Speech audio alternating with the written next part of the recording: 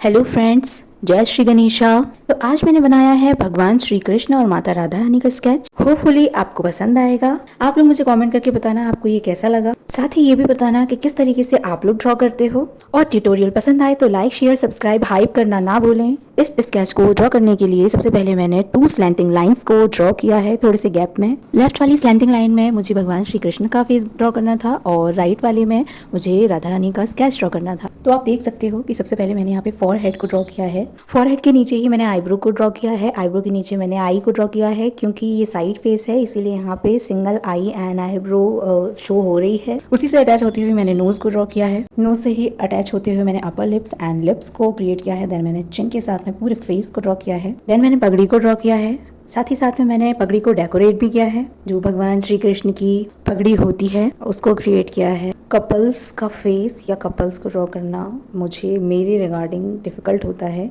क्योंकि हमें फेस का सेम मेजरमेंट लेना पड़ता है। दोनों फेस साइज स्केच में डिफरेंसेस होने पर हमारा स्केच बिगड़ जाएगा और हमें उसको रिक्रिएट करना पड़ेगा। यहाँ पर मैंने भगवान कृष्ण और माता राधा रानी का स्केच इस तरीके से ड्रॉ किया है कि वो एक दूसरे को देख रहे हैं, जिसके लिए मुझे नोज, आईज सब कुछ एकदम बैलेंस में बनाना था दोनों ही स्केचेस को। डर तो मुझे बहुत लग रहा था कि ये स्केच कहीं बिगड़ ना जाए, लेकिन किसी भी तरीके से, या मैं कहूँ भगवान श्री कृष्ण और माता राधा रानी की कृपा से, ये स्केच मैंने सक्सेसफुली कंप्लीट कर लिया। फाइनल स्केच आप ऑलरेडी देख चुके हैं वीडियो के स्टार्टिंग में ही।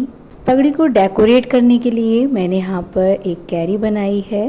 कैरी में छोटे छोटे से सर्कल्स ड्रॉ किए हैं स्टोन का लुक देने के लिए, या आप बोल सकते हैं डायमंड्स या फिर नग बोल सकते हैं। साइड में भी मैंने यहाँ पर एक सर्कल बनाया है पगड़ी को डेकोरेट करने के लिए, और उसके साइड में मैंने यहाँ पे छोटे छोटे से सर्कल ड्रॉ किए हैं। और कुछ मैंने जो छोटे सर्कल थे उनसे थोड़ा सा लार्ज साइज़ लिया है, उनसे यहाँ पर आउटलाइनिंग में ड्रॉ किए हैं। देन मैंने यहाँ पर पेटल्स जैसा यहाँ पर ड्रॉ किया है, जैसे लोटस के पेटल्स होते हैं कुछ उस टाइप का मैंने यहाँ पे पेटल क्रिएट किए हैं।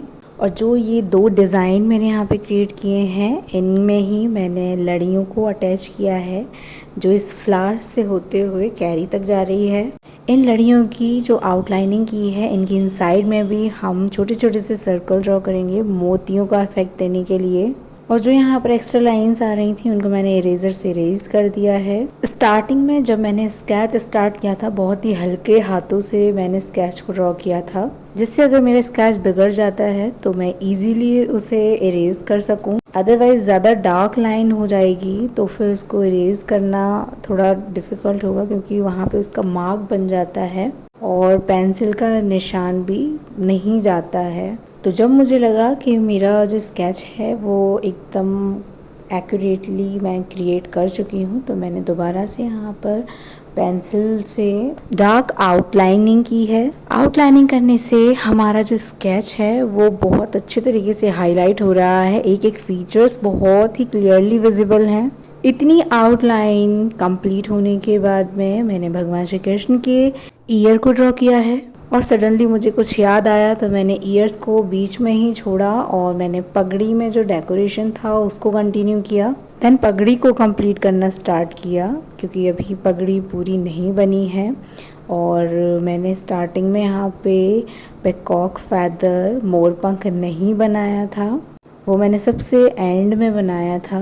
बिकॉज पहले मैंने सोचा पिकॉक फैदर, मोर पंख को मैं कलर से ही क्रिएट करूँगी, बट 1-2 वीडियोस मैंने यूट्यूब पे वॉच की तो मुझे वहाँ से आइडिया मिला, तो फिर मैंने स्केच ही ड्रॉ किया मोर पंख का। मेरे पास मोर पंख अवेलेबल था तो मैंने उसी को देख देख के बना लिया था अपनी समझ के रिगार्डिंग, क्योंकि बहुत ज़्यादा डिटेलिंग मैं शायद नहीं कर पाऊँगी, क्योंकि ये सब चीज़ें प्रैक्टिस से ही आती हैं।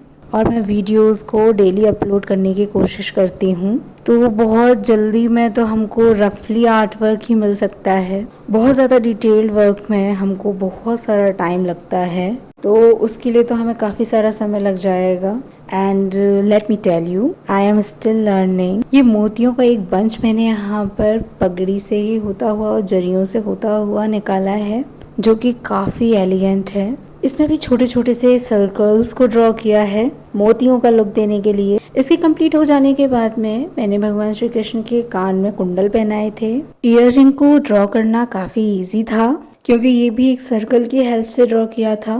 देन उसकी आउटलाइनिंग के ऊपर छोटे छोटे से सर्कल को ड्रॉ किया है 2 टाइम्स। और नीचे जो लटकन होती है ईयरिंग में, वहाँ मैंने कैरी का डिज़ाइन क्रिएट किया है। इनसाइड में भी जो डिटेलिंग की गई है वो काफ़ी इजी है। और अभी जो भी डिटेलिंग करना बाकी रह गया था मैंने उनको भी यहाँ पे कंप्लीट किया है। देन आई में भी डिटेलिंग करनी थी तो वो भी यहाँ पे की है। भगवान श्री कृष्ण के मस्तक पर तिलक ड्रॉ किया है।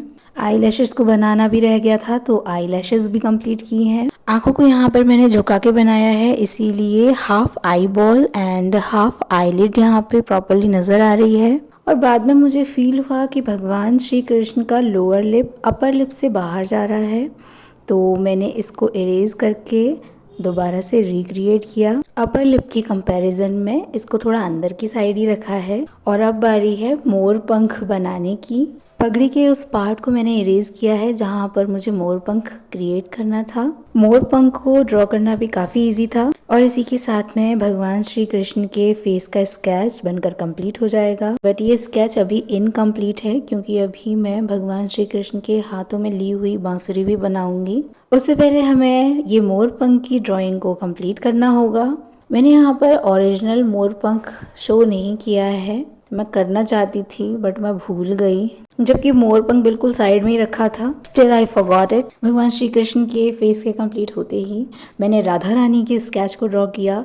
राधा रानी का स्केच मैंने इस तरीके से ड्रॉ किया है कि मैंने सबसे पहले नोज़ को क्रिएट किया है। इसी तरीके से मैंने इस स्केच को कंप्लीट किया। अदरवाइज इससे पहले भी मैंने ट्राई किया था बट वो सही से नहीं बना था। आप लोग कपल फेस कैसे ड्रॉ करते हो मुझे ज़रूर कमेंट करके बताना। नोज से ही अटैच करके मैंने राधा रानी का फॉरहेड देन मांग टीका क्रिएट किया है। देन आईब्रो, देन आई को ड्रॉ किया है। आई को ड्रॉ करने के बाद मैंने माता की नथ को क्रिएट किया है, जो कि मैंने यहाँ पे टू साइड सर्कल को क्रिएट किया है और उसमें भी छोटे छोटे से सर्कल को क्रिएट करके डिटेलिंग की है। पहले मैंने नथ के अंदर एक डिज़ाइन क्रिएट किया था जिसकी वजह से लिप्स बिल्कुल भी नज़र नहीं आ रहे थे और मैं उनका शेप ही नहीं दे पा रही थी। इस वजह से मैंने उस डिज़ाइन को इरेज किया और बेसर के उस पार्ट में डिज़ाइन क्रिएट किया जहाँ पर लिप्स ढके नहीं। देन चिन को क्रिएट किया।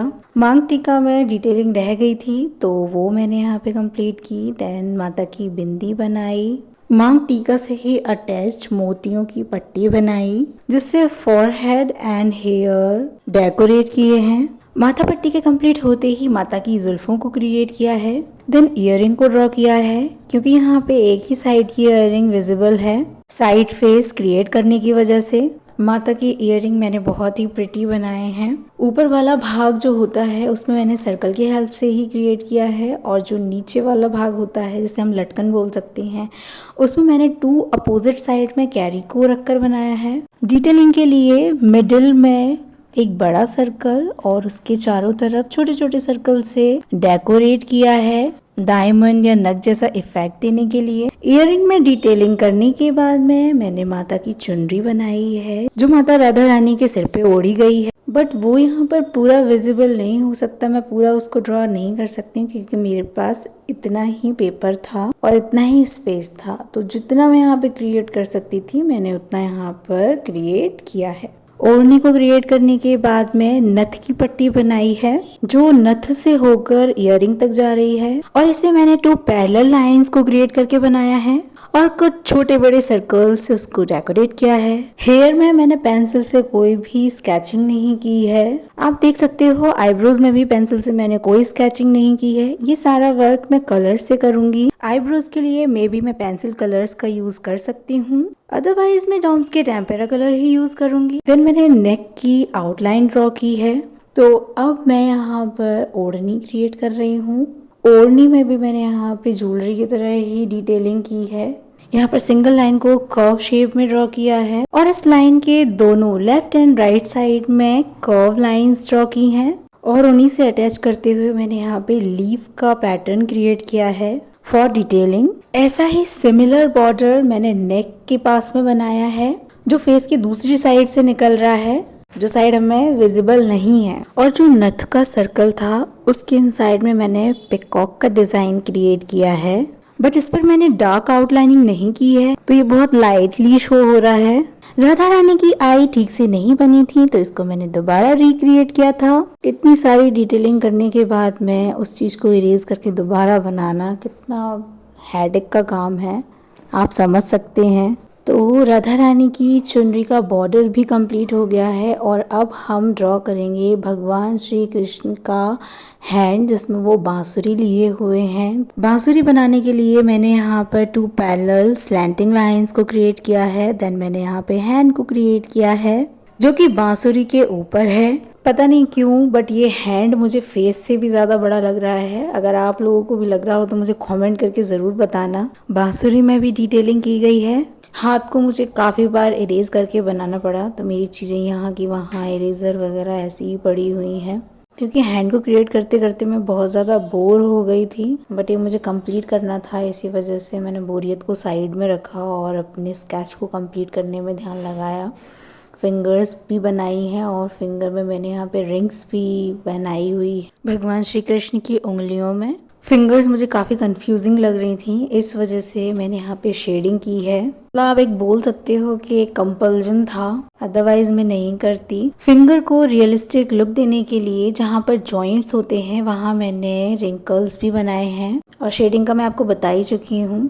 फिंगर की आउटलाइनिंग के साइड टू साइड मैंने शेडिंग की है।